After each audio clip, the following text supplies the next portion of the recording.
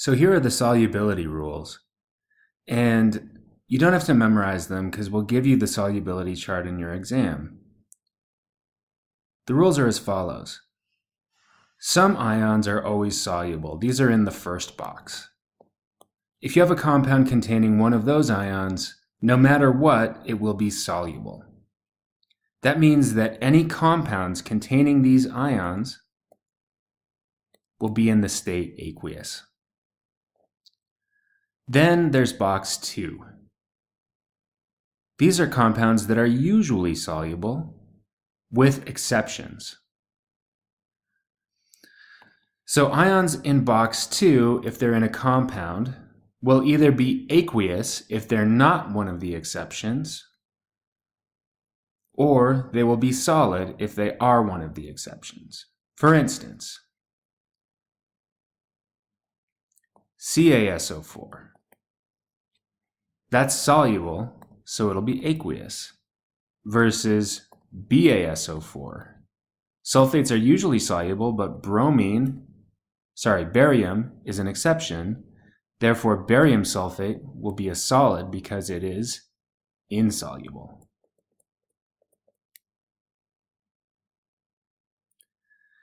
Insoluble compounds.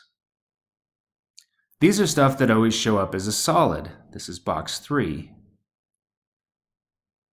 Unless they contain one of the ions in box 1. So,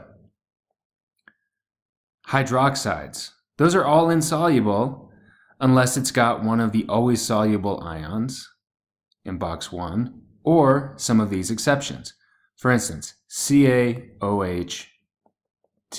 That's considered soluble, so its state in a chemical equation will be aqueous. On the other hand, FeOH3, iron 3 is not one of the exceptions.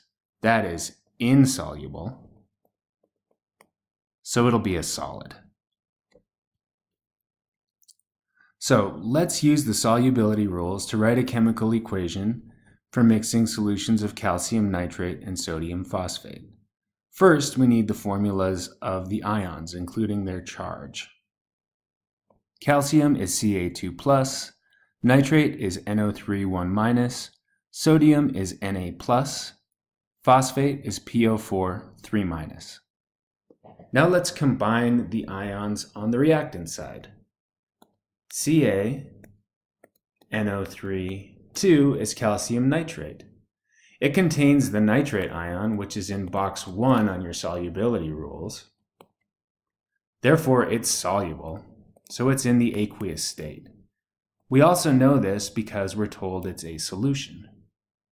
Same with the sodium phosphate, Na3PO4. Sodium is an ion in box 1, always soluble. Therefore, it will be aqueous. This is a double displacement or double replacement reaction. In general, they take the form AX plus BY yields AY plus BX, where A and B are cations and X and Y are anions. You can think of it this way. Say you and your best friend each get a date for prom. You go and you meet up there. You end up going home with your best friend's date. Your best friend goes home with your date. In this case, we're going to end up with calcium phosphate, Ca3PO4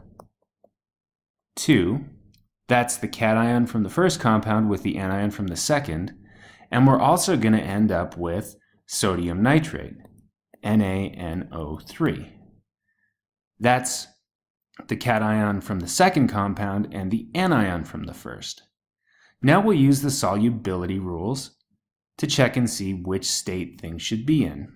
Now, both sodium and nitrate ions are in box 1 of the solubility chart, which means that sodium nitrate has to be soluble. So we'll put the symbol aqueous for the sodium nitrate. Phosphate, however, is in box 3, which means it's usually insoluble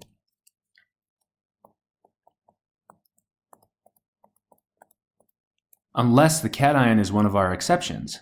However, calcium is not. Therefore, we put S here for solid. Let's balance the equation. We need a 3 here, a 2 here, and a 6 here. Now for some terminology here. A precipitate is an insoluble solid that forms when two solutions are mixed. That's why we needed the solubility rules, to identify the precipitate. In this case, it's calcium phosphate. To write the net ionic equation, we'll omit the spectator ions. Those are the ions that are aqueous in both reactants and products. So that'll be the sodium and the nitrate. So the net ionic equation is 3Ca2 plus Aq plus 2PO4 3 minus Aq yields Ca3 PO4 2 solid. The spectator ions are Na plus and NO3 minus. Quick note to self, if an ion is in box 1 of the solubility rules, it will always be a spectator ion. But it doesn't necessarily need to be in box 1 to be a spectator ion. To write the complete ionic equation, start off with your molecular equation, that's what we started with, and dissociate all of the aqueous ionic compounds into their constituent ions. 3 moles of calcium nitrate becomes 3Ca2 plus aqueous plus 6 NO3 minus aqueous. 2 moles of sodium phosphate becomes 6 Na plus aqueous plus 2 PO4 3 minus aqueous. On the product side, we cannot dissociate the precipitate because it's a solid, so we leave it as is, Ca3 PO4 2 solid. The 6 moles of sodium nitrate dissociate into 6 Na plus Aq plus 6 NO3 minus Aq. The spectator ions I will highlight. Nitrate shows up on both sides as a dissociated ion, and sodium shows up on both sides as a dissociated ion. Note that the spectator ions do not appear in the net ionic equation. If you write the complete ionic equation, omitting the spectator ions, you get the net ionic equation, as shown earlier.